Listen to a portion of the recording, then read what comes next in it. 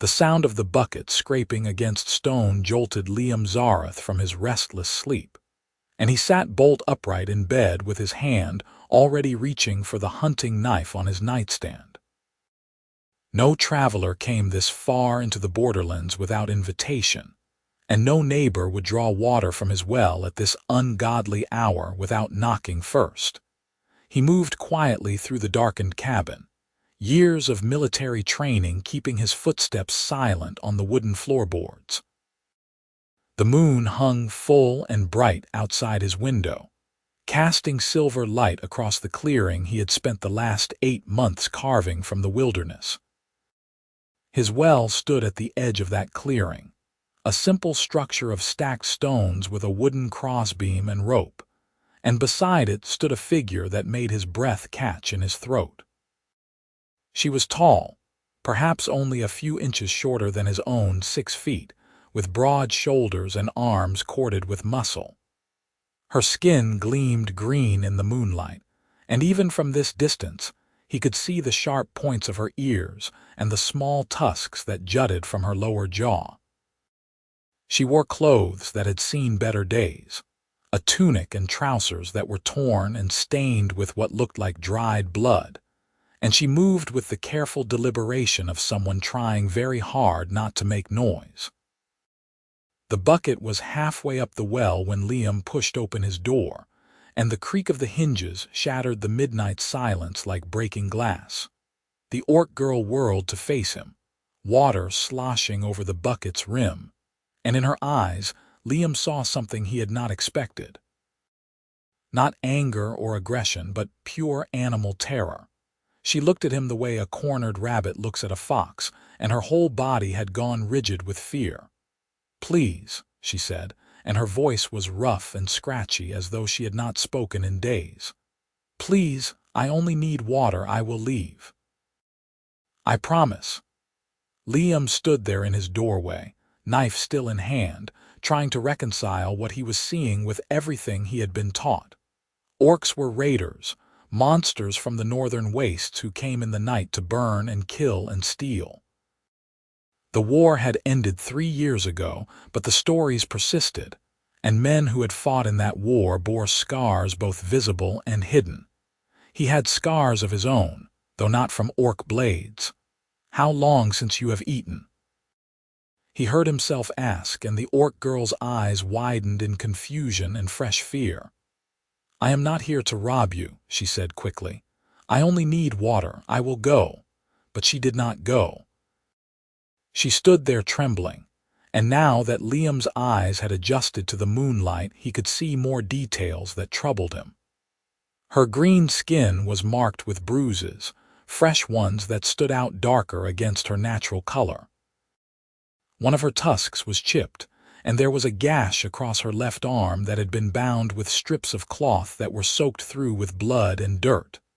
"You are hurt," Liam said, and he deliberately set his knife down on the porch railing. "You need more than water." The orc girl shook her head violently. "No, I cannot. I should not have come here. I thought the homestead was abandoned." "It nearly is," Liam admitted. "I am the only one for 5 miles in any direction. That is why I came here." He took a step forward, moving slowly and carefully. "What is your name?" She hesitated so long he thought she would not answer. Then, in a voice barely above a whisper, she said, "Grenna." "I am Liam," he replied, "and I meant what I said. You are hurt and you need help. Come inside, Grenna. Let me tend that arm before it gets infected." "Why?"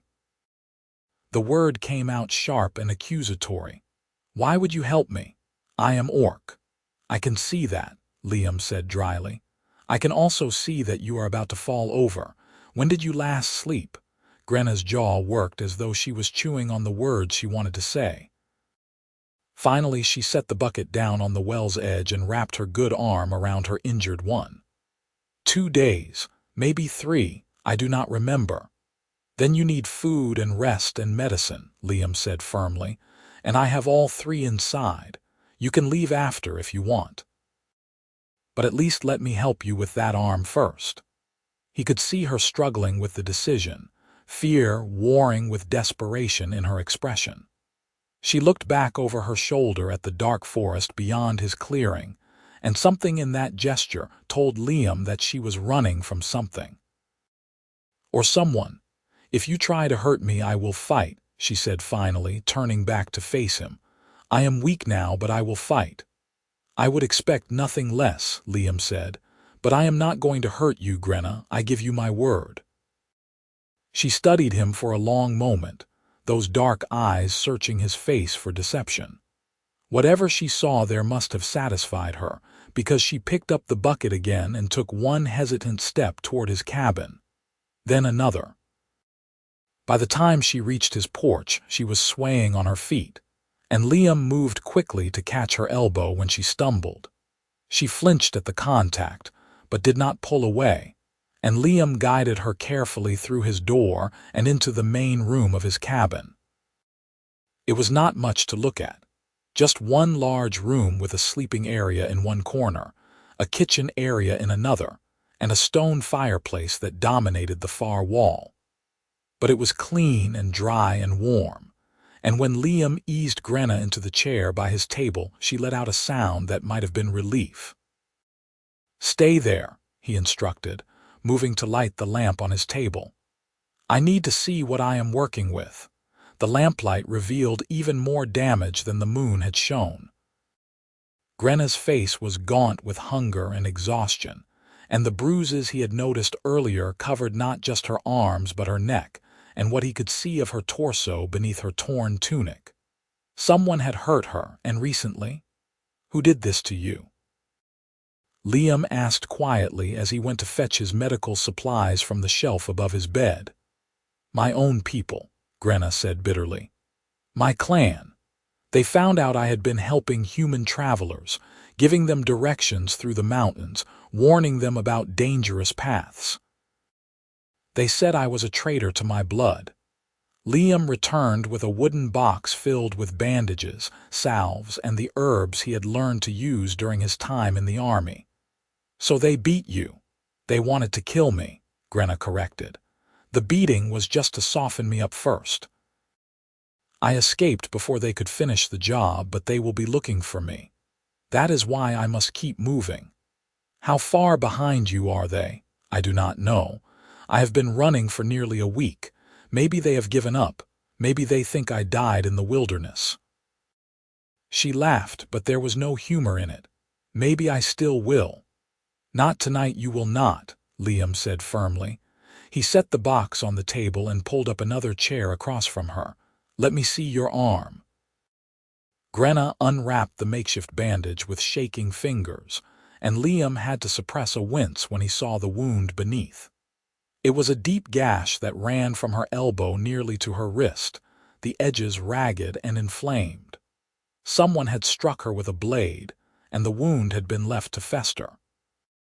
"This is going to hurt," he warned, reaching for a clean cloth and the jar of alcohol he kept for cleaning wounds.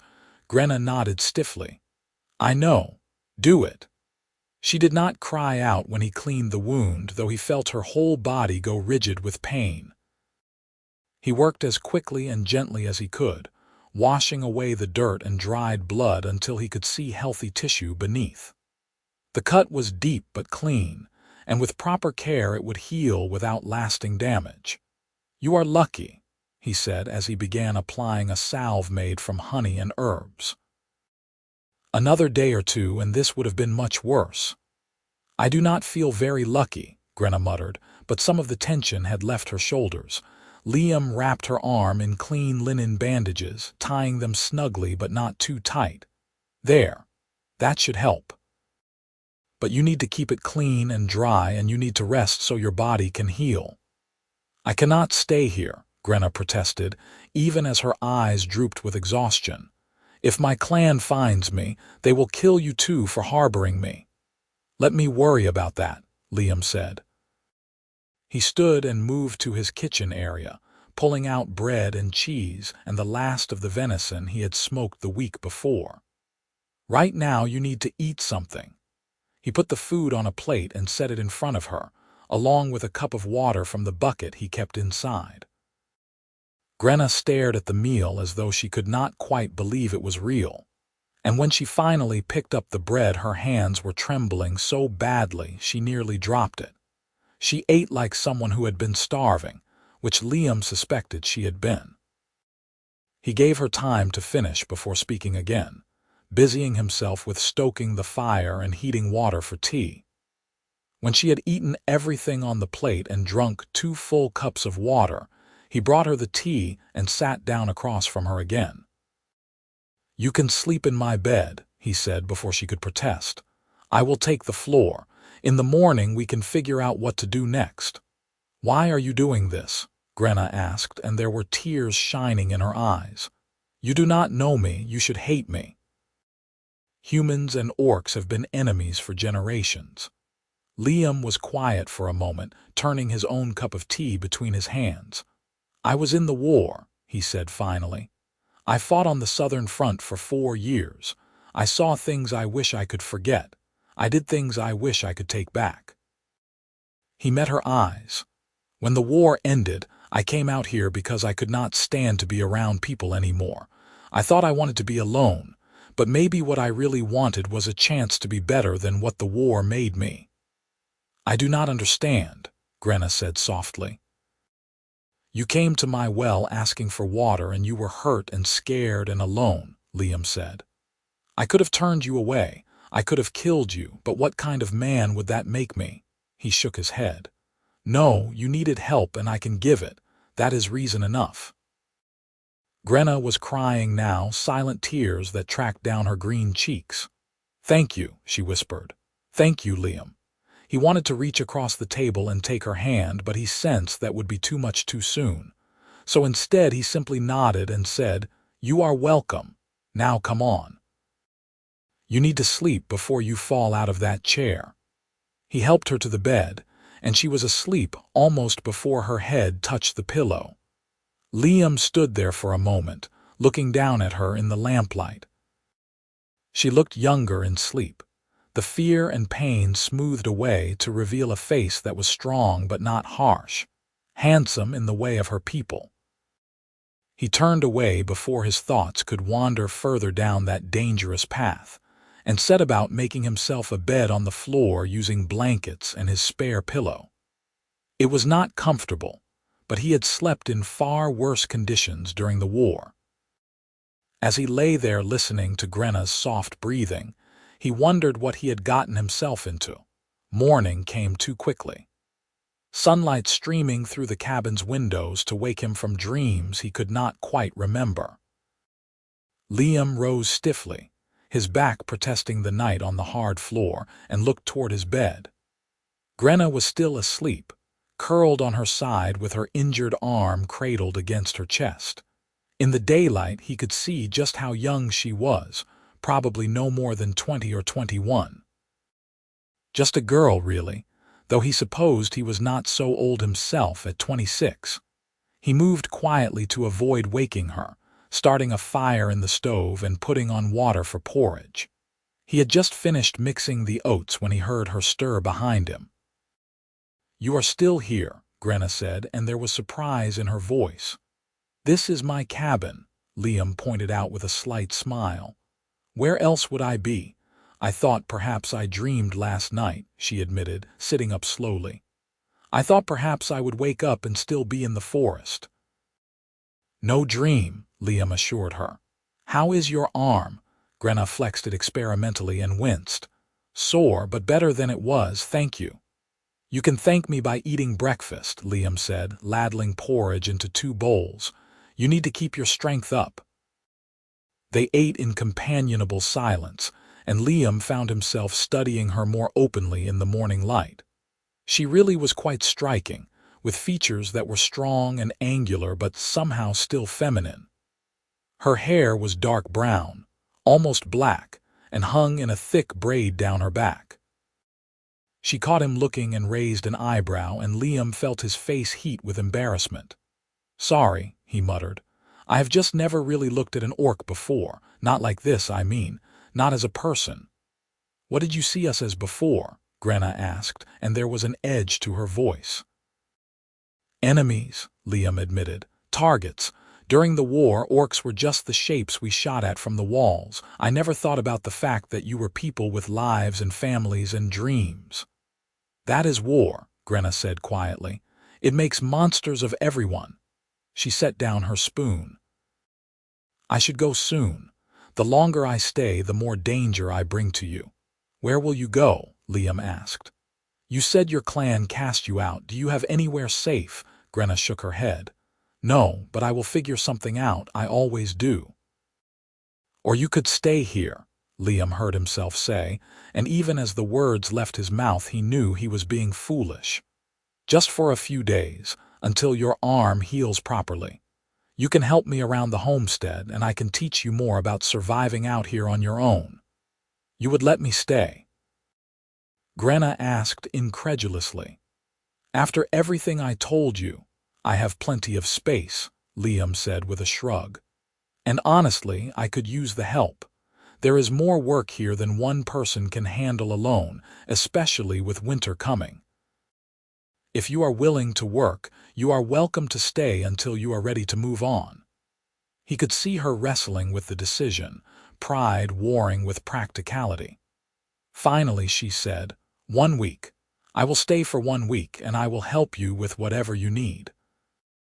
Then I will go before I bring trouble down on both of us."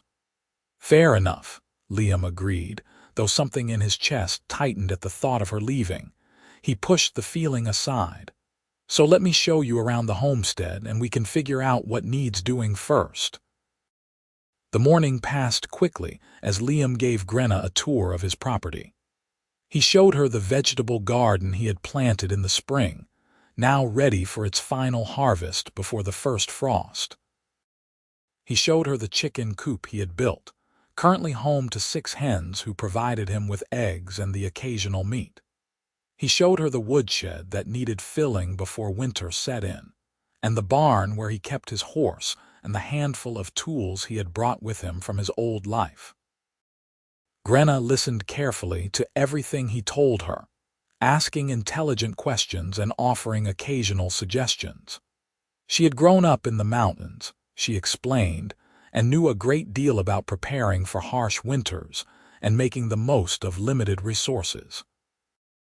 "Your garden is well planted," she said as they stood looking at the neat rows of vegetables. "But you should build a cold frame for the hardier plants. You can keep growing greens well into winter if you protect them properly." "I have never heard of a cold frame," Liam admitted. "How does it work?" Grenna smiled, and it transformed her whole face. "I will show you. We will need wood in some way to let light through.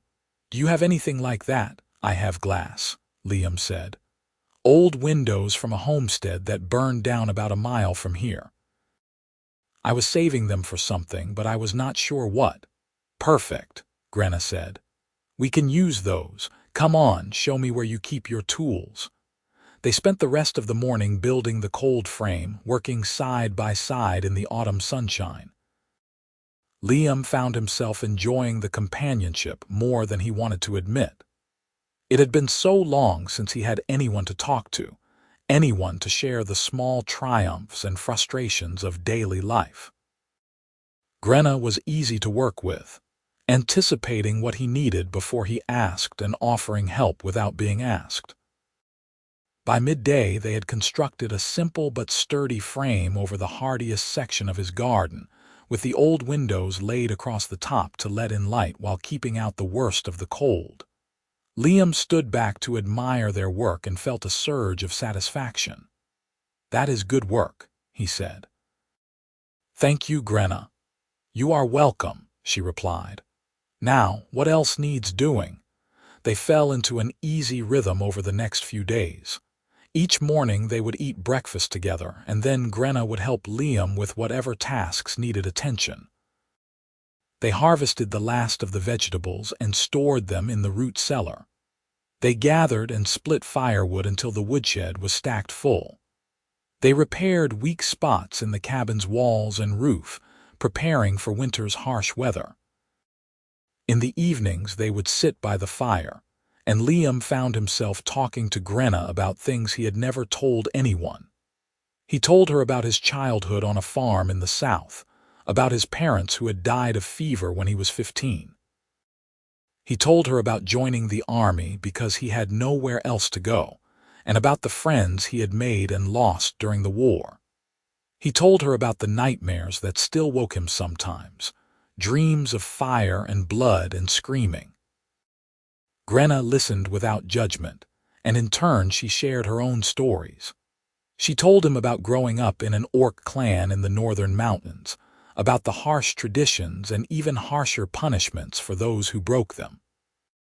She told him about her mother, who had died giving birth to her, and her father who had blamed her for that death until the day he was killed in a hunting accident.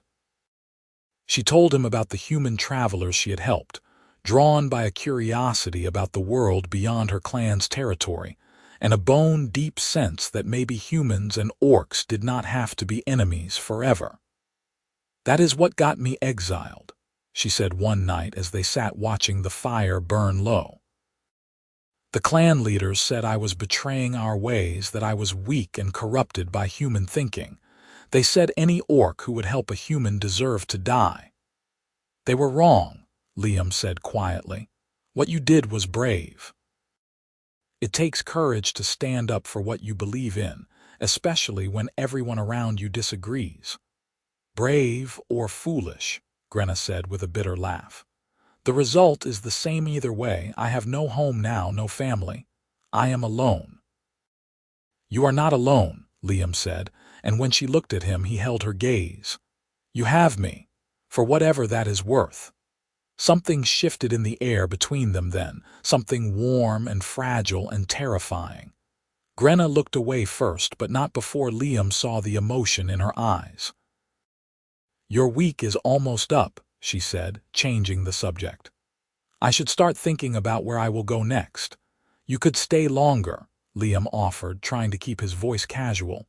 "Winter is coming, and traveling in the snow is dangerous."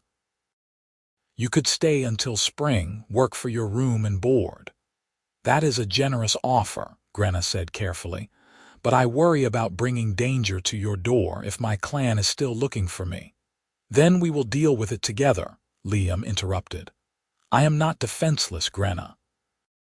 I can fight if I have to, and I would rather face trouble with a friend at my side than spend another winter alone out here." "Is that what we are?" Grenna asked softly. "Friends? I hope so," Liam said. "I would like to think so." Grenna was quiet for a long moment, staring into the fire. Then she said, "I would like that too. Very much." So Grenna stayed, and the days turned into weeks. The weather grew colder as autumn deepened toward winter, and they worked together to make sure the homestead was ready for the harsh season ahead. They insulated the cabin with extra moss and mud between the logs. They brought the chickens inside the barn where they would be protected from predators and cold. They hunted together, Grenna's skill with a bow matching Liam's own, and they smoked and salted the meat to last through the lean months. It was during one of these hunting trips that Liam first noticed he was thinking of Grenna as more than just a friend. They were tracking a deer through the forest, moving in silent coordination, when she turned to signal him, and the sunlight caught her face in a way that made his breath catch. She was beautiful, he realized with a start, not in spite of her green skin and tusks, but because of them. She was strong and fierce and kind, and somewhere along the way he had stopped seeing her as an orc and started seeing her as simply Grenna. The realization terrified him. Humans and orcs did not fall in love. It was forbidden, taboo, wrong in ways that he could not even fully articulate. And yet he could not deny what he was feeling, the way his heart lifted when she smiled, or the way he found excuses to stand close to her while they worked. If Grenna noticed his confusion, she did not say anything. But Liam thought he caught her watching him sometimes, when she thought he was not looking, with an expression he could not quite read. The first snow came in late autumn, earlier than Liam had expected. He woke one morning to find the world transformed, everything covered in a pristine layer of white. Grenna stood at the window staring out at it, and there was something wistful in her expression. "I love snow," she said when she noticed him watching. "In my clan we would have contests on the first snow to see who could throw the farthest or build the most impressive snow fort. It was one of the few times we were allowed to just be children, to play and laugh without worrying about proving ourselves." "We can do that here," Liam said impulsively. "Have a snowball fight, I mean, if you want." Grenna turned to look at him, surprise and delight warring in her expression. "Really? You would do that? Why not?"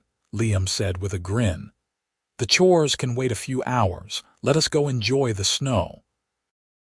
They bundled up in their warmest clothes and went outside, and for the next hour they played in the snow like children.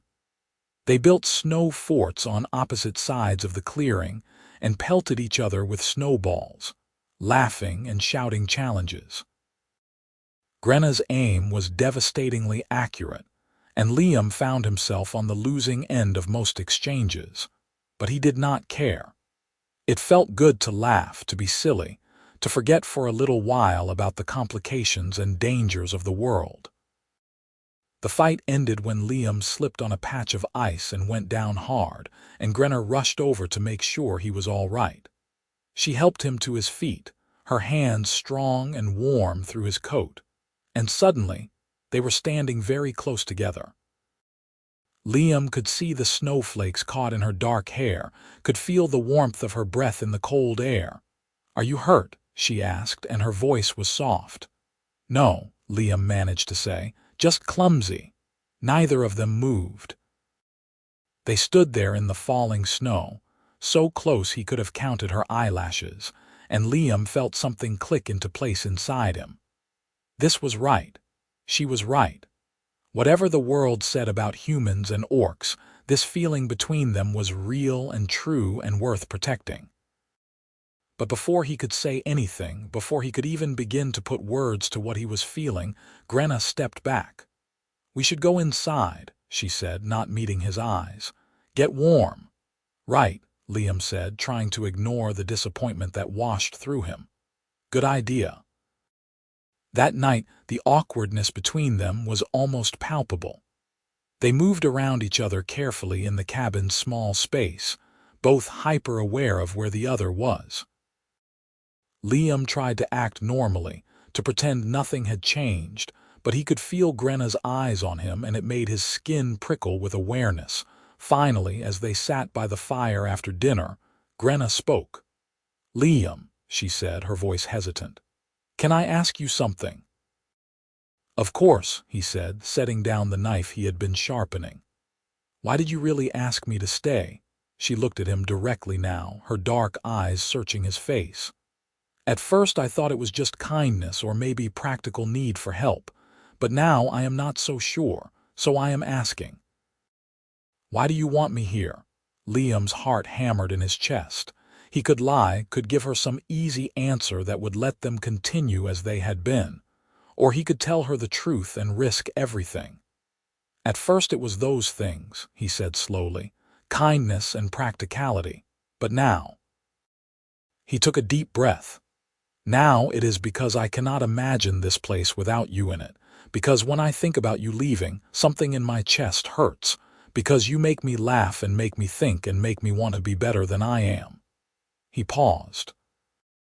"Because somewhere along the way, I stopped thinking of you as a stranger I was helping and started thinking of you as someone I care about, deeply." Grenna's eyes had gone wide and her hands were clenched tight in her lap. "You should not say such things," she whispered. "You know what I am. You know what people would say if they knew you felt this way about an orc." "I do not care what people would say," Liam said fiercely. "I am not asking for permission to feel what I feel, Grenna. I am just telling you the truth." "The truth is complicated," Grenna said, and there were tears in her eyes now. "The truth is that I feel the same way about you, and it terrifies me. Because there is no future for us, Liam. Your people will never accept me, and my people would kill us both if they knew. We are from different worlds, and some gaps are too wide to bridge.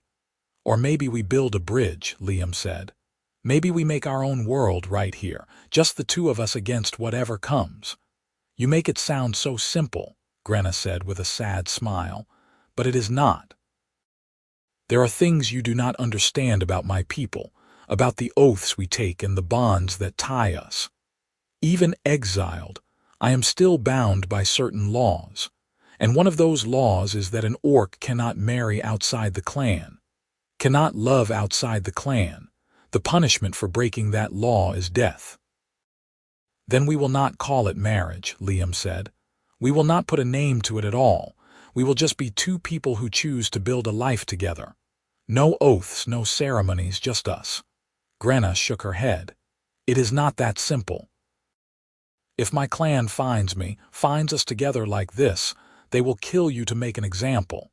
They will say you bewitched me, corrupted me with human magic, and then they will kill me for letting it happen. Let them try, Liam said grimly. I did not survive 4 years of war just to let anyone take you from me. You do not understand what you are saying, Grenna said desperately. You do not know what they are capable of. Then tell me, Liam said. He moved to kneel in front of her, taking her hands in his. Tell me everything. Let me make this choice with my eyes open. But do not make it for me, Grenna. Do not push me away because you are trying to protect me. So Grenna told him. She told him about the warrior bands that enforced clan law, about the brutal punishments meted out to those who betrayed their people. She told him about the ritual hunts, where exiles were tracked down and killed slowly as a warning to others. She told him about the magic that bound orc clans together, old magic that let them sense when one of their own was near. If they come this far south, they will find me, she said. That is why I kept moving before I met you. As long as I stayed ahead of them, I had a chance. But now I have stayed in one place too long, and if they are still looking. She could not finish the sentence. Then we prepare, Liam said firmly. We make this homestead defensible. We set traps and warning systems, and if they come, we face them together. He squeezed her hands. I am not letting you go, Grenna, not without a fight. You are a fool, Grenna said, but there was affection in her voice now and hope. Probably, Liam agreed with a slight smile. But I am your fool if you will have me. Grenna searched his face one more time, looking for doubt or deception. Whatever she saw there must have satisfied her, because she leaned forward and pressed her forehead against his. I will have you, she whispered, for however long we have. I will have you. They sat like that for a long time, foreheads touching, hands clasped, while the fire crackled beside them and the wind howled outside. It was not a kiss, not quite, but it felt like a promise. A commitment to whatever future they could build together, no matter how uncertain or dangerous it might be. The next morning, they began preparing for the possibility that Grenna's clan might find them.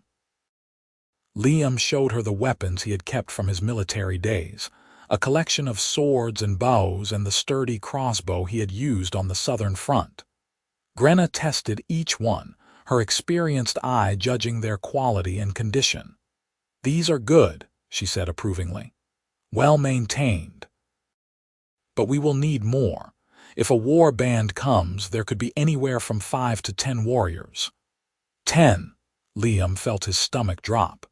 Can we really defend against that many? We have advantages, Grenna said. This is your territory, and you know it better than they will. We can set traps, create choke points, make them come to us on our terms. And I know how they fight, what tactics they will use. That knowledge is worth more than numbers. So they turned Liam's peaceful homestead into a fortress. They dug pits around the perimeter and filled them with sharpened stakes, covering them with brush to hide them from view. They rigged tripwires that would release logs to swing across the paths leading to the cabin. They stockpiled weapons and supplies inside, enough to withstand a siege if necessary. It took them nearly 2 weeks of hard work, and by the end, Liam could barely recognize his own property. but he felt more secure knowing that they had done everything possible to prepare. The winter settled in properly after that, and for a while it seemed like maybe they would be safe after all. The snow piled up in deep drifts that would make travel difficult for anyone trying to track them, and the cold kept everyone sensible indoors. Liam and Grenna fell into a comfortable domestic routine, sharing the work of keeping the homestead running and the long evenings by the fire. They talked about everything and nothing. Grenna taught Liam words in the Orc tongue, laughing at his clumsy pronunciation. Liam taught Grenna to raid, painstakingly working through the handful of books he owned. They told each other stories from their childhoods, shared their fears and hopes and dreams for a future that seemed increasingly possible. And slowly, carefully, they grew closer in other ways. It started with small touches, a hand on a shoulder, fingers brushing as they passed tools back and forth. Then Grenna started sitting closer to him by the fire, close enough that their knees touched. One night, Liam gathered the courage to put his arm around her shoulders, and when she leaned into the embrace, his heart soared. They shared their first real kiss on a cold night in midwinter, when the wind howled outside and the fire burned low in the hearth. Liam had been trying to find the words to tell her how he felt, to explain the depth of emotion that threatened to overwhelm him every time he looked at her. But before he could speak, Grenna had cupped his face in her strong hands and kissed him. It was gentle and fierce at the same time, soft lips and sharp tusks, and Liam felt like he was falling and flying all at once. When they finally pulled apart, both of them breathing hard, Grenna smiled at him with such joy that it took his breath away. "I love you," she said simply. "I know we are not supposed to say such things. I know it is dangerous and complicated and maybe even foolish. But I love you, Liam Zareth, and I needed you to know." "I love you too," Liam said, pulling her close. "I have loved you for weeks now. Maybe since that first night when you stood by my well looking so afraid and so brave at the same time." They held each other while the wind raged outside, and Liam thought that maybe this was enough. Maybe love and warmth and companionship could be their own kind of victory, even in a world that did not want them to exist. But the world has a way of intruding on even the most private moments. They came 3 weeks into the new year, on a night when the moon was dark and the stars were hidden behind clouds.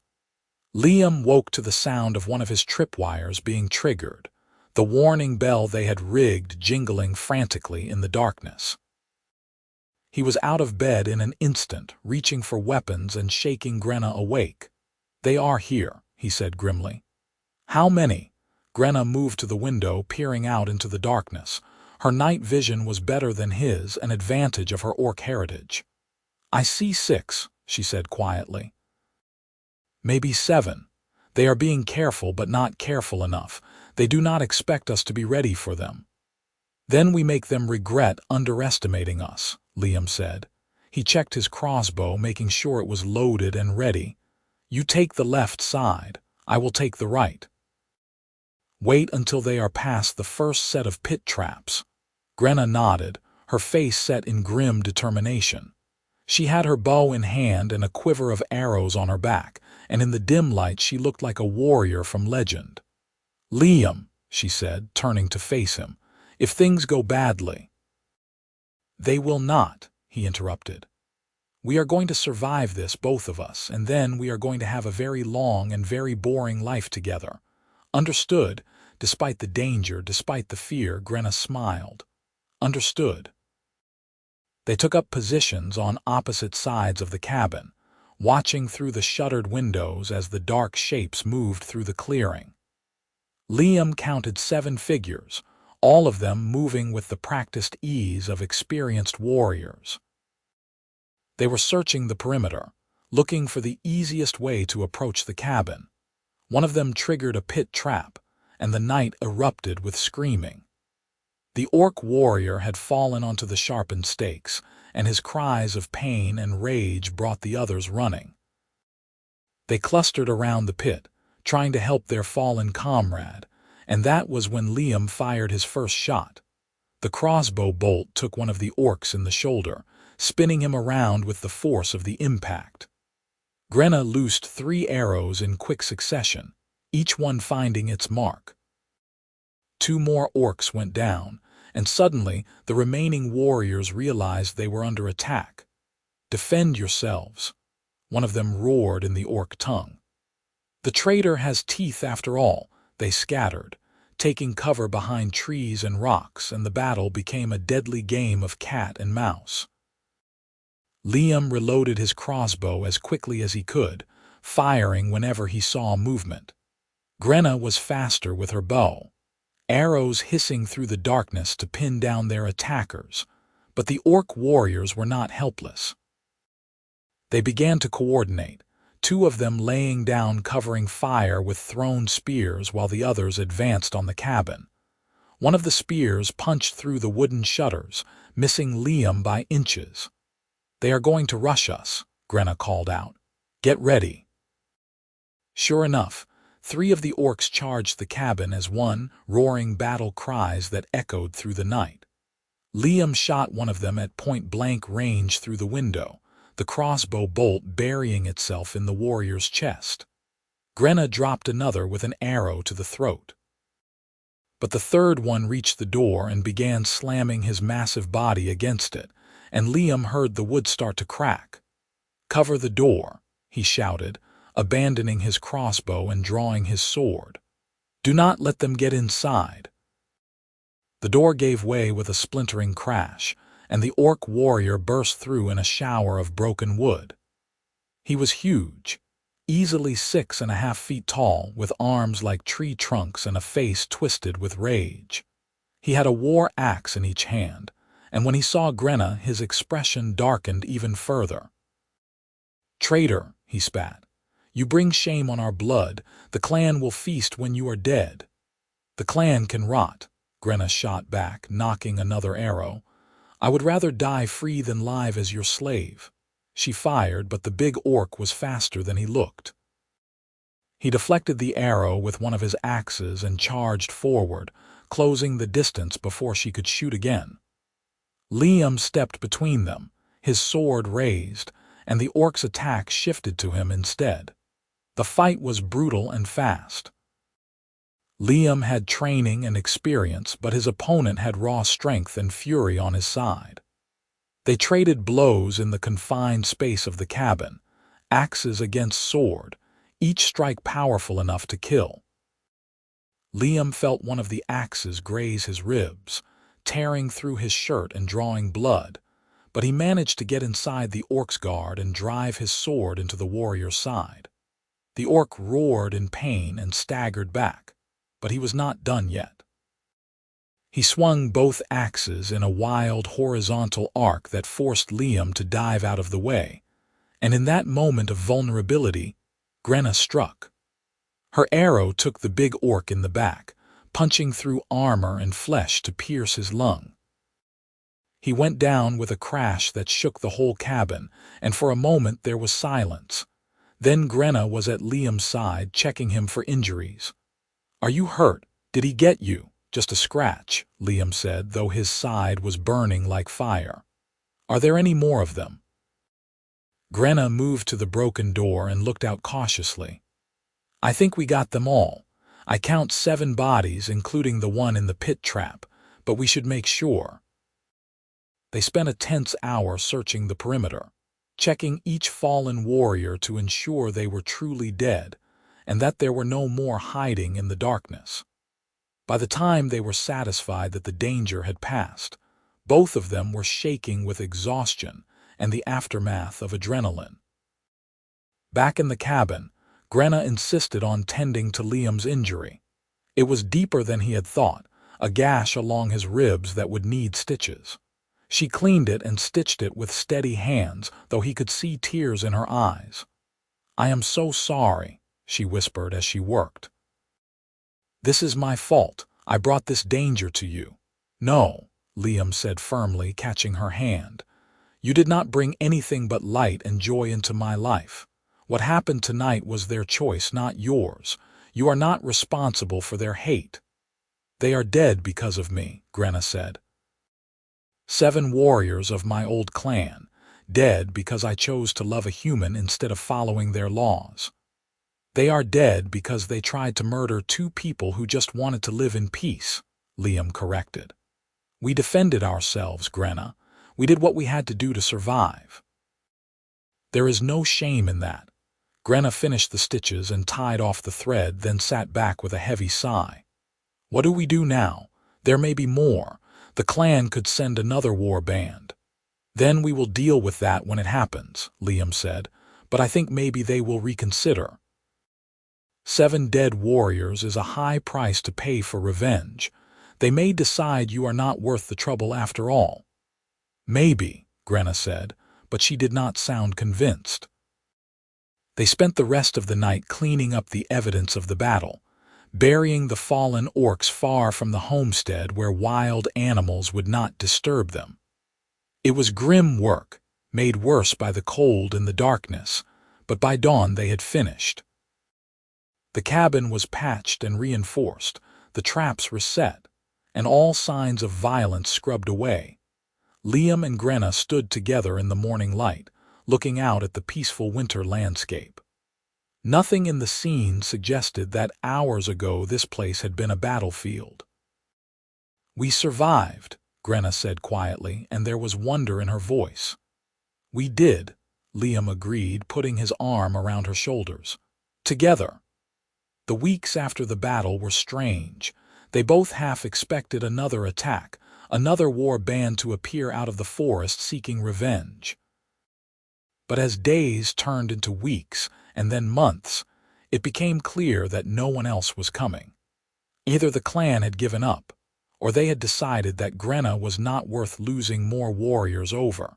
Slowly, carefully, Liam and Grenna allowed themselves to relax. They repaired the damage to the cabin and went back to their daily routines. The winter began to loosen its grip as early spring arrived, bringing warmer temperatures and the first green shoots pushing up through the melting snow. One evening, as they sat by the fire watching the flames dance, Liam realized that he was completely happy. Not just content or satisfied, but truly, deeply happy in a way he had never been before. He had love and companionship and a purpose that went beyond just surviving day to day. He had found a place where he belonged and a person he wanted to spend the rest of his life with. "Marry me," he said suddenly, the words surprising even himself. Grenna looked at him in shock. "What? Marry me?" Liam repeated, more certain now. "I know we cannot have a traditional ceremony, and I know it will not be recognized by either of our peoples. But I do not care about that. I want to make a promise to you, Grenna. I want to stand up and declare to the universe that you are mine and I am yours, for as long as we both shall live." "Will you marry me?" Grenna's eyes were shining with tears. "You know the risks. You know what it would mean." "I know that I love you," Liam said simply. "I know that every day with you is better than any day without you. I know that I want to wake up beside you every morning and fall asleep holding you every night. I know that when I think about my future, you are in every single moment of it. So yes, I know the risks, and I am asking anyway. Marry me, Grenna." "Yes," Grenna whispered. "Yes, of course, yes." "I will marry you, Liam Zareth. I will be yours and you will be mine, and damn anyone who says we should not." They held each other close, both of them crying now, overwhelmed with joy and relief, and the sheer miracle of having found each other in this vast and complicated world. The next day, Liam rode to the nearest settlement, a small trading post about 8 miles away, and spoke to the clerk there. The man was surprised to see him after so many months of isolation, but he agreed to serve as a witness for a marriage ceremony.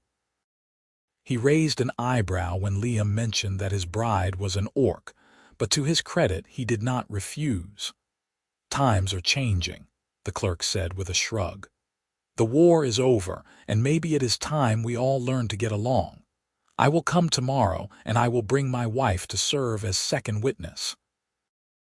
We will make it legal and proper, as much as we can." True to his word, the clerk arrived the next day with his wife, a kind-faced woman who brought a basket of bread and preserves as a wedding gift. They stood in Liam's cabin, in front of the fireplace where he and Grenna had spent so many evenings together, and spoke the traditional words of marriage. Liam and Grenna held hands and made their vows to each other, promising to love and honor and support each other through whatever challenges life might bring. There were no fancy clothes or elaborate decorations, no guests beyond the two witnesses, but it was perfect in its simplicity. When the clerk pronounced them husband and wife, Liam kissed Grenna with all the love and passion in his heart, and she kissed him back just as fiercely. The clerk and his wife stayed for a simple celebration meal, toasting the newlyweds with wine and offering advice about married life. As they prepared to leave, the clerk's wife pulled Grenna aside and spoke to her quietly. "You have a good man there," she said. "Treat him well, and he will treat you well in return. Do not let anyone tell you that your love is wrong or shameful. What I saw here today was two people who are meant for each other, and that is a rare and precious thing." "Thank you," Grenna said, her voice thick with emotion. "Thank you for accepting us. Thank you for being brave enough to show us that humans and orcs can love each other," the woman replied. "Maybe if more people saw what I saw today, there would be less hate in the world." After the witnesses left, Liam and Grenna found themselves alone together as husband and wife for the first time. They stood in the center of their cabin, just looking at each other, both a little overwhelmed by the magnitude of what they had done. "I cannot believe we are married," Grenna said with a soft laugh.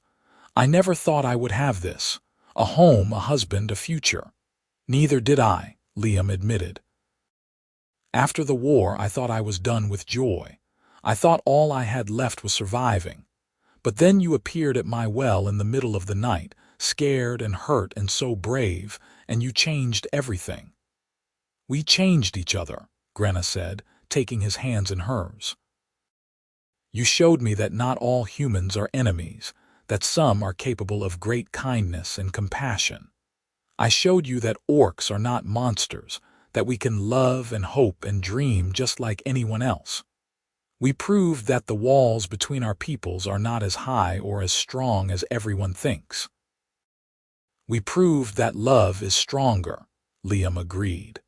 They spent their wedding night by the fire, talking and laughing and planning their future together. They spoke of expanding the homestead, maybe bringing in a few more animals or planting a larger garden. They spoke of the possibility of children someday, wondering what a child of mixed human and orc heritage would look like and hoping that by the time such a child was grown, the world would be ready to accept them. As the fire burned low and the night grew late, they made love for the first time as husband and wife. It was tender and passionate and just a little awkward as they learned each other's bodies, but it was perfect in its imperfection. When they finally fell asleep in each other's arms, both of them were smiling. Spring arrived in full force over the next few weeks, transforming the landscape from white to green almost overnight. Liam and Grenna threw themselves into the work of the homestead with renewed energy, planting their garden and making repairs and improvements that they had put off during the winter. One morning, as they worked together in the garden, a stranger appeared at the edge of the clearing. Liam straightened up warily, his hand moving instinctively toward the knife at his belt, but the stranger raised both hands in a gesture of peace. "I mean no harm," the stranger called out. "I am just a traveler looking for directions." As the figure came closer, Liam realized with a start that it was an orc, but a female younger even than Grenna. She was thin and dirty, her clothes in tatters, and she looked like she had been traveling for a very long time. Grenna stepped forward, her expression wary but curious. "Who are you? What clan do you come from?" "I am Kella of the Stonefang clan," the young orc said. "Or I was before they exiled me. I heard rumors of an orc woman living with a human in the borderlands, building a life outside the clans. I hoped the rumors were true. I hoped I could find refuge here, at least for a little while." Liam and Grenna exchanged a long look. They had built their peace, their sanctuary, but could they extend that to others? Should they? "Why were you exiled?" Grenna asked. "Because I refused to marry the warrior my clan leaders chose for me," Kella said. "Because I wanted to choose my own path instead of following their traditions. They said I was defiant and disrespectful. They said I brought shame on my family." Her voice broke. "They beat me and cast me out with nothing but the clothes on my back." Grenna's expression softened with recognition and sympathy. "I know exactly how that feels," she said quietly. She looked at Liam. "What do you think? Should we help her?" Liam thought about his own journey, about the desperate night when he had first heard someone drawing water from his well. He thought about the terror in Grenna's eyes when she had seen him, and the courage it had taken for her to accept his help. He thought about the life they had built together, and the debt he owed to whatever instinct had made him offer kindness instead of violence that night. "We help her," he said firmly. "We give her food and shelter and time to figure out what she wants to do next. That is what we do here. We offer refuge to anyone who needs it." Kella's face lit up with hope and gratitude. "Thank you. Thank you both so much." As they led Kella toward the cabin, Liam put his arm around Grenna's shoulders and felt her lean into him. They had started as two broken people seeking only survival, and they had found so much more. They had found love and purpose and the beginnings of something that might, someday, change the world. "You think there will be others?" Grenna asked quietly. "Other exiles looking for a place to belong?" "Maybe," Liam said. "And if there are, we will help them too. We will build something new here, something better. A place where humans and orcs can live together in peace. A place where anyone who has been cast out for daring to be different can find refuge and acceptance." "That sounds like a dream," Grenna said. "All the best things start as dreams," Liam replied. "And look at us. 6 months ago I was alone and hurting, convinced I would spend the rest of my life isolated from the world. Then you appeared at my well and everything changed. If that is not proof that dreams can come true, I do not know what is." They reached the cabin and ushered Kella inside, already planning how to expand their homestead to accommodate guests. There would be challenges ahead, Liam knew. More exiles would mean more attention, and not all of it would be friendly. But he was ready to face those challenges with Grenna at his side. The summer passed in a blur of activity. Kella stayed with them for several weeks, helping with the work of the homestead while she recovered her strength and planned her next move. But she was not the last exile to find her way to their door. A human man arrived next. A former soldier like Liam who had fallen in love with an orc woman during the war and been dishonorably discharged for it. Then came an elderly orc who had been cast out for being too old to fight, and a young human woman who had spoken out against her village's prejudice and been driven away. One by one they came. And one by one, Liam and Grenna welcomed them. They expanded the cabin, building additional structures to house their growing community. They cleared more land for crops and brought in more animals to feed everyone. They established rules and systems for sharing the work and making decisions together. It was not always easy. There were arguments and disagreements, old prejudices that died hard, moments when Liam wondered if they had taken on more than they could handle.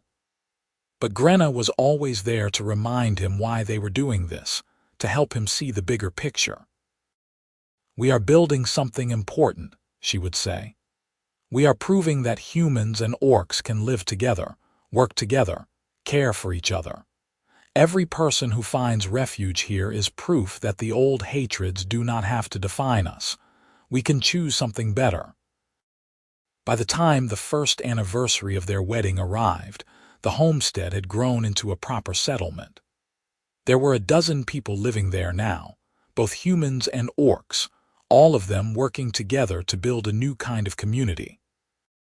They had fields full of crops, a barn full of animals, and homes that were sturdy and warm. Liam and Grenna stood together on the porch of their cabin one evening, watching the sun set over their settlement. Children played in the clearing, a mix of human and orc youngsters who had never known the divisions of the previous generation. Adults worked side by side, teaching each other their different skills and traditions. "We did this," Grenna said wonderingly. "Look at what we built." "Look at what we started," Liam corrected. "This is just the beginning. Someday there will be dozens of settlements like this one, scattered across the borderlands. Places where anyone can live free from hatred and prejudice. Places where love is more important than blood." "You really think that is possible?" Grenna asked. "I know it is," Liam said, "because I am living proof. 6 months ago I thought orcs were monsters. Now I am married to one, and she is the best thing that ever happened to me. If I can change, anyone can." Grenna smiled and kissed him softly. "I love you, Liam Zareth. Thank you for giving me a home when I had none. Thank you for seeing past what I am to who I am. Thank you for believing that we could build something beautiful together." "I love you too," Liam said, pulling her close. "And I will keep building with you for as long as we both shall live. That is my promise to you, today and every day." As darkness fell and the stars came out overhead, the settlement settled in for the night. Lights glowed in windows, voices called out evening greetings, and somewhere in the distance someone was singing an old song that mixed human and orc words in a new melody. It was not perfect. There were still challenges to face, still people who would oppose what they were building. But standing there with Grenna in his arms and their community thriving around them, Liam felt something he had not felt in years. He felt hope for the future, and faith that love really could change the world. The next morning brought a surprise visitor, but not the kind they had been expecting. A messenger arrived from the nearest human town, bearing an official-looking letter sealed with wax. Liam opened it warily, expecting demands or threats, but what he found instead made him read it twice to be sure he understood correctly. The letter was from the territorial governor, a man named Edmund Zinfer who had taken office after the war. He had heard about the settlement, about the humans and orcs living together in peace. Instead of condemning them, he wanted to meet with Liam and Grenna to discuss the possibility of recognizing their settlement as an official territory under his protection. "This could change everything," Grenna said as they discussed the letter that evening. "If we have official recognition, we would have legal protection. No one could attack us or drive us out without facing consequences. But it also means accepting oversight," Liam pointed out. "We would have to follow territorial laws, pay taxes, allow inspections. We would lose some of our independence." "That is a fair trade for safety and legitimacy," argued Kella, who had become one of their closest advisors. "Think about the children growing up here. Would you not rather they had a recognized future, education, opportunities beyond just surviving?" They debated late into the night, weighing the risks and benefits. Finally, Liam and Grenna made their decision.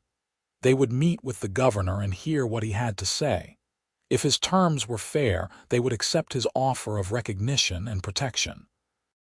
The meeting took place 2 weeks later in the town's council hall, a formal affair that made Liam uncomfortable in ways that fighting never had. He and Grenna wore their best clothes and brought 3 other members of their community as witnesses. The governor turned out to be a middle-aged man with kind eyes and a pragmatic demeanor. "I will be honest with you," Governor Zinfer said after the introductions were complete. "When I first heard about your settlement, my advisors urged me to send soldiers to disband it. They said allowing humans and orcs to live together would set a dangerous precedent, that it would encourage others to break with tradition." "But you did not send soldiers," Grenna observed. "No, I did not," the governor agreed. "Because I served in the war, and I saw what hatred and prejudice cost us. I saw good people die because we refused to see our enemies as anything but monsters. I saw opportunities for peace wasted because neither side could imagine a future where we lived together instead of fighting." He leaned forward. "Your settlement represents something new, something better. I want to support that, not destroy it." They spent hours discussing terms and conditions. The governor wanted regular reports on the settlement's population and activities, and he wanted the right to send officials to inspect and ensure that territorial laws were being followed. In exchange, he would provide legal recognition, access to trade networks, and military protection if the settlement was threatened. "There is one more thing," the governor said at the end of their meeting. "I want you to understand that this will not be easy. There are many people, both human and orc, who will oppose what you are doing. You will face harassment, possibly violence. I can offer you legal protection, but I cannot change people's hearts overnight." "We know," Liam said. "We have already faced violence and we have survived it. We are not doing this because it is easy. We are doing it because it is right." "Then I am honored to recognize your settlement," Governor Zinfer said, extending his hand. "Welcome to the territory, and may your experiment in peace prove successful." The official recognition changed everything. With the governor's backing, the settlement was able to establish trade relationships with nearby towns. They could sell their crops and goods legally, and they could buy supplies without facing discrimination. More exiles found their way to them, seeking the safety and acceptance they could not find elsewhere. But the recognition also brought challenges. There were incidents where passing travelers harassed members of the settlement, shouting slurs and sometimes throwing stones. There were attempts at sabotage, crops burned in the night and fences torn down. Once, a group of young men from a nearby town tried to start a fight, only to be driven off by the settlement's defenders working together. Through it all, Liam and Grenna remained steadfast in their vision. They met hatred with patience, violence with restraint, and prejudice with living proof that humans and orcs could coexist peacefully. Slowly, grudgingly, some of their neighbors began to soften their attitudes. A few even began trading with them regularly, recognizing that the settlement's residents were no different from anyone else trying to make an honest living. 2 years after their wedding, Grenna told Liam she was pregnant. He was so shocked that he had to sit down, and then so overjoyed that he picked her up and spun her around until she was laughing and swatting at him to put her down. "We are going to have a baby," he kept saying, unable to quite believe it. "A real baby, our baby." "Yes," Grenna said, her own joy and fear warring in her expression. "I am terrified and excited and so many other things all at once. What if something goes wrong? What if the baby is not healthy? What if everything goes perfectly and we have a beautiful, healthy child who grows up in a world that is better than the one we knew?" Liam interrupted gently. "That is what I choose to believe. That is what I choose to hope for." The pregnancy was not easy. Grenna struggled with sickness in the early months, and there were complications that worried both of them. But the settlement rallied around them, the human and orc women sharing their knowledge and experience, helping Grenna through the difficult times. When labor finally came, it was long and hard, and there were moments when Liam feared he would lose both Grenna and the baby. But after nearly a full day of labor, their child was born, a squalling, healthy infant with green-tinged skin, tiny pointed ears, and no tusks yet but the promise of them in her strong jaw. "A girl," the midwife announced, placing the baby in Grenna's arms. "Congratulations." Liam looked down at his daughter and felt his heart expand in ways he had not known were possible. She was perfect, absolutely perfect, with her mother's strength and his own stubborn chin. She opened her eyes and looked at him, and in that moment he knew he would do anything, face any danger, overcome any obstacle to keep her safe and give her the future she deserved. "What should we name her?" Grenna asked softly, exhausted but glowing with happiness. Liam thought for a moment. "Hope," he said finally. "Her name is Hope, because that is what she represents. Hope for a better future, for a world where children like her do not have to choose between their human and orc heritage. They can simply be themselves." "Hope Zareth," Grenna said, testing the name. "I like it." "It is perfect." The birth of Hope marked a turning point for the settlement. She was the first child born there of mixed heritage, proof that humans and orcs could create new life together. Her presence inspired others, and over the next few years more couples formed across species lines, more children were born. The settlement continued to grow and prosper. They built a school where all the children learned together, taught by both human and orc teachers. They established a council for making decisions, with representatives from both communities working together. They created traditions that blended the best of both cultures, finding common ground and celebrating their differences. Liam watched his daughter grow with pride and wonder. Hope was smart and strong and fearless, running through the settlement with her friends regardless of whether they were human or orc. She learned to read from her father and to fight from her mother. She learned human songs and orc stories, and she grew up believing that the world her parents had created was normal, that peace and cooperation were the natural order of things. By the time Hope was 5 years old, the settlement had become a model for others. More mixed communities were being established across the borderlands, inspired by their success. The governor visited regularly, bringing news of changing attitudes and new opportunities. There was even talk of establishing formal diplomatic relations between human territories and orc clans, something that would have been unthinkable just a few years earlier. One evening, as Liam and Grenna sat on their porch watching Hope play with her friends in the last light of day, Grenna turned to him with a soft smile. "You remember that first night?" she asked. "When I came to your well looking for water and you found me there." "I remember being terrified," Liam admitted. "I remember thinking I should drive you away or kill you because that was what I had been taught. And I remember making the choice to help you instead and wondering if I was making a terrible mistake." "Do you still wonder?" Grenna asked. Liam looked out at their settlement, at the homes and fields and people living together in harmony. He looked at his daughter laughing as she chased her friends in an elaborate game only children could understand. He looked at his wife, still as beautiful to him as she had been that first night, now tempered by years of love and partnership and shared struggle. "Not for a single moment," he said. "Helping you was the best decision I ever made. Building this life with you has been my greatest joy and my proudest accomplishment.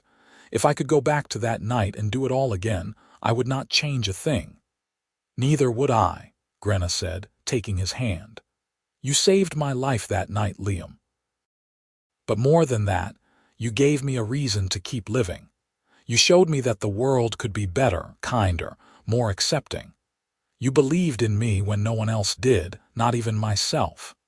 Everything we have built here started with that one moment of compassion."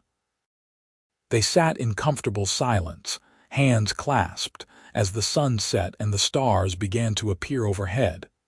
Around them, the settlement settled in for another peaceful night.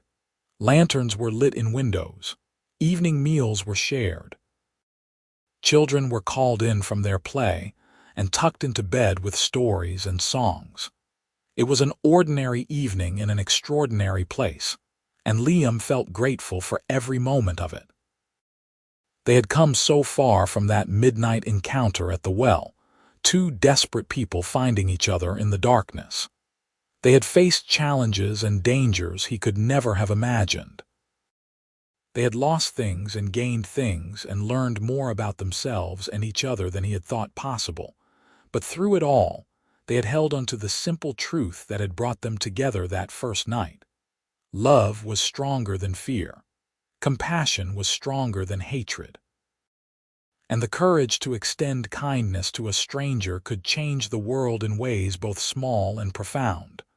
"I love you," Liam said, squeezing Grenna's hand. "I love you too," she replied. "Always and forever." Hope came running up to the porch then, breathless and excited, demanding that her parents come see something important that she and her friends had discovered. Liam and Grenna exchanged an amused glance and stood to follow their daughter, ready for whatever small adventure awaited them. As they walked hand in hand through the settlement they had built together, surrounded by the community they had created and the future they had fought for, Liam thought about how one moment of choice could ripple out in unexpected ways. He had heard someone drawing water at midnight, and the orc girl at his well had frozen when she saw him. In that instant, he could have chosen fear or anger or violence. Instead, he had chosen kindness, and that choice had changed everything. It had brought him love and family and purpose. It had created a place of refuge for outcasts and dreamers. It had proven that humans and orcs could build a future together, one based not on the hatreds of the past but on hope for tomorrow. It had, in short, been exactly the right choice. And he would spend the rest of his life grateful for the courage to make it. The settlement continued to thrive in the years that followed, growing into a true town with all the complexity and vitality that implied. More children were born, and those children grew up knowing only peace between humans and orcs. The old warriors and soldiers who had fought in the war gradually passed away, taking with them the worst of the old hatreds, and the younger generation that replaced them was more open to change. Liam and Grenna aged together, their hair going gray and their bodies showing the wear of years of hard work. But their love never dimmed. If anything, it grew deeper and richer with time, strengthened by shared trials and triumphs. They saw Hope grow into a remarkable young woman, strong and wise and compassionate, a bridge between two worlds in ways they had only dreamed possible. On their 20th wedding anniversary, the town held a celebration in their honor. People came from miles around, humans and orcs and those of mixed heritage, all of them wanting to pay tribute to the couple who had started it all. There were speeches and toasts and gifts, and through it all Liam felt humbled and grateful. "We did not do this alone," he said when called upon to speak. "Every person here contributed to building this community. Every act of courage, every moment of compassion, every choice to see past old prejudices and embrace something new. That is what made this possible. Grenna and I just happened to be the first. But sometimes being first is the hardest thing," Governor Zinfer said, standing to speak. He was an old man now, nearing retirement, but his voice was still strong. "It takes extraordinary courage to stand against the tide of popular opinion, to insist that there is a better way even when everyone tells you that you are wrong. Liam and Grenna showed us that courage. They proved that humans and orcs could love each other, build together, create something beautiful from the ashes of war. And in doing so, they gave us all permission to hope for a better world." The celebration lasted well into the night, and when it finally ended, Liam and Grenna found themselves alone together on the porch of their cabin, the same place they had spent so many evenings over the years. 20 years, Grenna marveled. Has it really been that long? 20 years since we made it official, Liam said. 21 since you came to my well looking for water. Sometimes it feels like yesterday. Sometimes it feels like a lifetime ago. It has been a good life, Grenna said softly. Better than I ever dreamed possible. Thank you, Liam. Thank you for seeing me that night. Thank you for choosing kindness over fear. Thank you for loving me. Thank you for letting me, Liam replied. Thank you for being brave enough to trust me when you had every reason not to. Thank you for building this life with me, for being my partner and my best friend and the love of my life. They kissed then, tender and sweet, a kiss that held 20 years of love and commitment and shared dreams. When they pulled apart, both of them were crying happy tears. Shall we go inside? Grenna asked. It is getting late. In a minute, Liam said. I just want to sit here for a moment longer and appreciate what we have. This peace, this quiet, this life we built.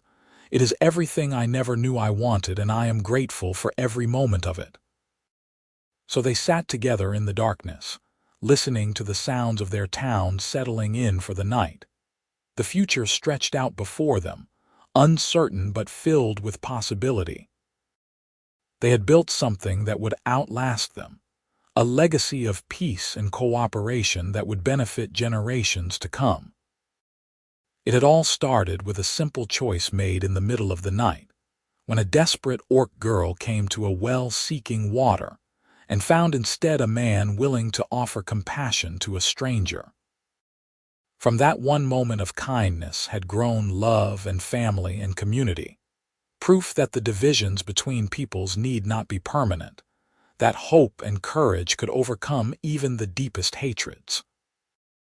As Liam sat there with Grenna's hand in his, he thought about all the people whose lives had been changed by that one decision.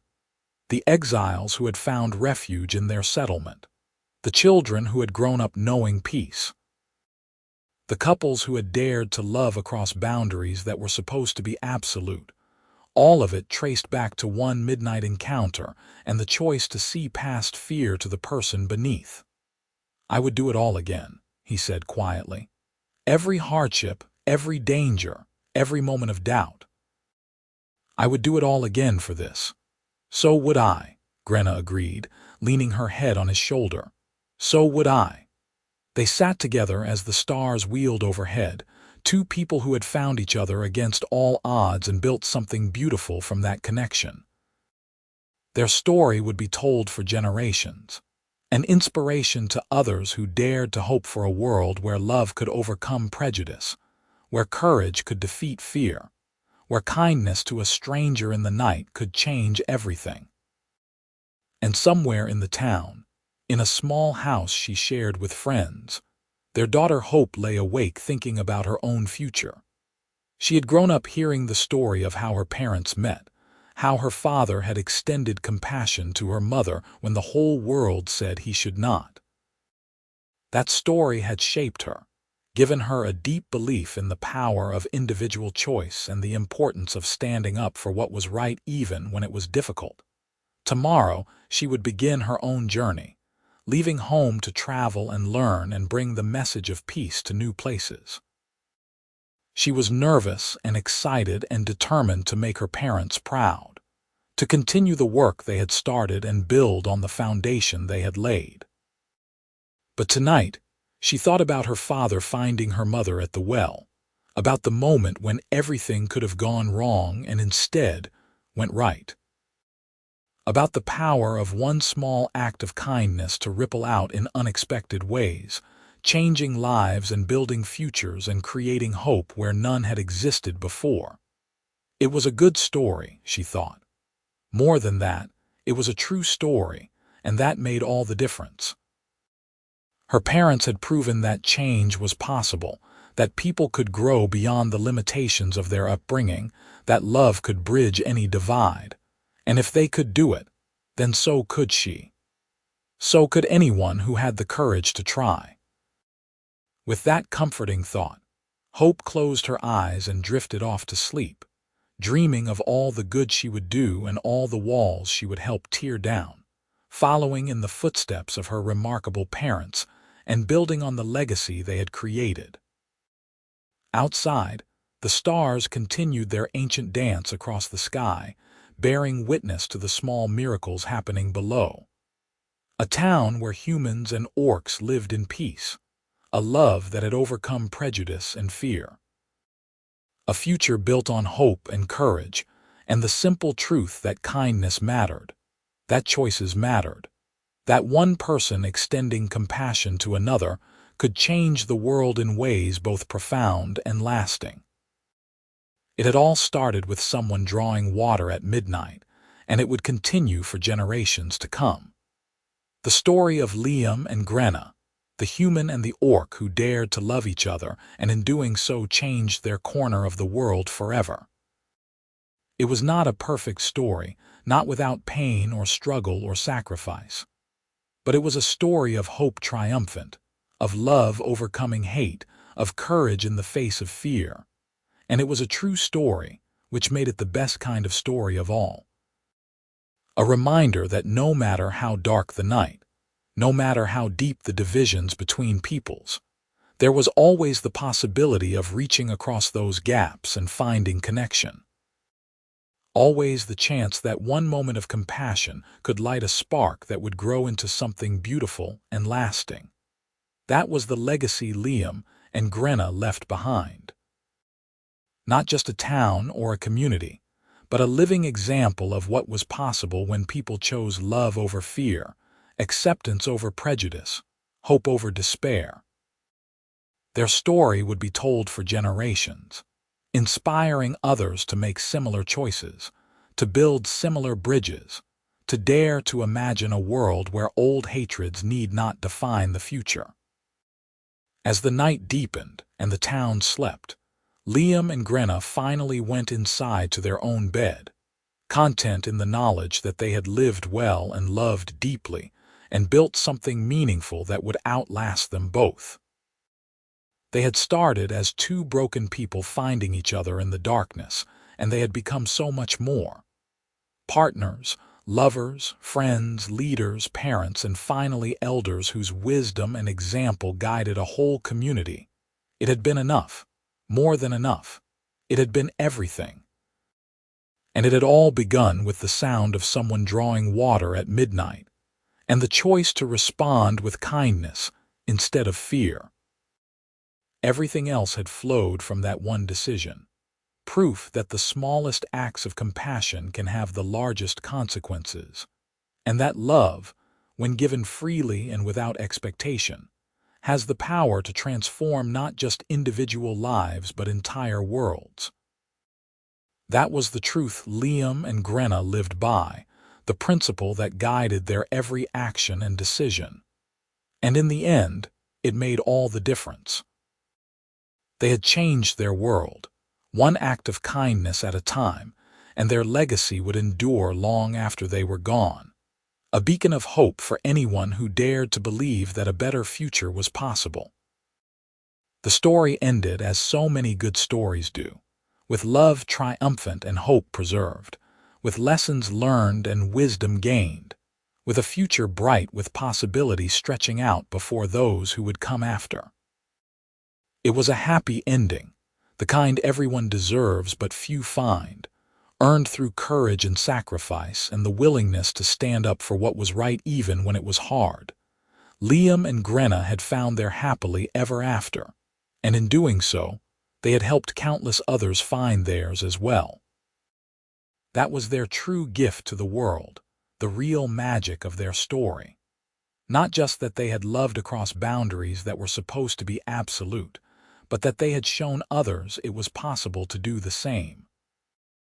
And so their story ended where it began, at a well in the middle of the night, with two people finding each other against all odds and choosing to build something beautiful together. Everything that came after, all the joy and struggle and triumph, flowed from that one perfect moment when compassion overcame fear and kindness, lit a spark that would burn bright for generations to come. It was a good ending. More importantly, it was a true ending, one that honored the characters and the journey they had taken. Liam and Grenna had earned their happiness through hard work and sacrifice, and the courage to believe in a better world. They had faced down danger and prejudice and their own doubts, and they had emerged victorious, not through violence or domination but through love and patience and the steady accumulation of small acts of kindness. That was the lesson of their story, the truth at its heart. Change did not come through grand gestures or heroic battles, though those had their place. Real, lasting change came from everyday choices to be kind, to see others as fully human regardless of their appearance, to extend compassion even when it was difficult or dangerous to do so. Liam and Grenna had lived that truth every day of their lives together, and in doing so they had created ripples that spread far beyond their small corner of the world. They had proven that love was stronger than hate, that hope could overcome despair, that courage in the face of fear could change everything. And they had done it together, two people from different worlds who had found in each other something worth fighting for, worth believing in, worth building a whole new world around. Their love was the foundation, but what they built on that foundation was so much more. A community, a movement, a new way of thinking about the relationships between peoples who had been enemies for generations. It was their gift to the world, and it would endure long after they were gone. The town they founded would grow into a city. The children born there would spread across the land, carrying with them the lessons they had learned about acceptance and compassion. The example Liam and Grenna set would inspire others to make similar choices, to build similar bridges, until the day came when humans and orcs living together was not remarkable at all, but simply the way things were. That day was still far off when Liam and Grenna's story ended, but they had lived long enough to see the beginning of that future. They had seen their daughter grow into a woman who embodied the best of both her heritages. They had seen their community prosper and expand. They had seen attitudes begin to shift, old hatreds begin to fade, new possibilities begin to emerge. It was enough. They had done what they set out to do, lived the life they wanted to live, loved each other with everything they had. When the end came for them, as it must for all living things, they faced it together with gratitude for the years they had shared and hope for the future they were leaving behind. Their final gift to the world was the example of their lives, the proof that love could overcome any obstacle if you were willing to fight for it, that different peoples could build a future together if they were willing to try, that one person's choice to extend compassion to a stranger could change everything. Liam and Grenna's story was finished, but the story they started continued without them, carried forward by all those they had inspired and taught and helped along the way. Their legacy was not just what they built, but who they helped become builders in their own right. It was not just the bridges they constructed between humans and orcs, but the lesson that such bridges could be built at all. And it had all started with someone drawing water at midnight, with an orc girl at a well who froze when she saw a human man, with the choice he made in that moment to offer help instead of harm. Everything else was epilogue, the natural consequence of that one decision rippling out across space and time, changing lives and building futures and creating hope where none had existed before. It was a simple story in many ways, a tale of two people falling in love against all odds. But it was also a profound story, one that spoke to the deepest truths about human nature and the power of individual choice and the importance of compassion in a world that often seemed too dark and too divided to ever heal. Liam and Grenna proved it could heal. They showed that the wounds of the past need not define the future, that people could change and grow and become better than they had been. They demonstrated through their lives together that love was not weakness but strength, that vulnerability was not danger but opportunity, that opening your heart to someone different from yourself could be the bravest and most important thing you ever did. That was their story.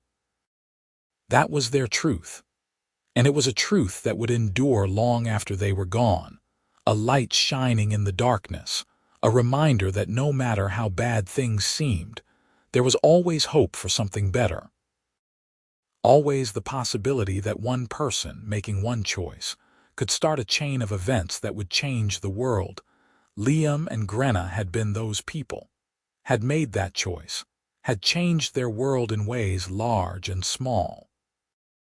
And their story, the story of the human and the orc who loved each other against all odds and built a better future together, would be told for generations to come, inspiring others to make similar choices and build similar futures, until the day came when such stories were no longer remarkable at all, but simply the way things were. That was the happy ending they earned, the legacy they left, the gift they gave to all who came after. It was enough, more than enough. It was everything,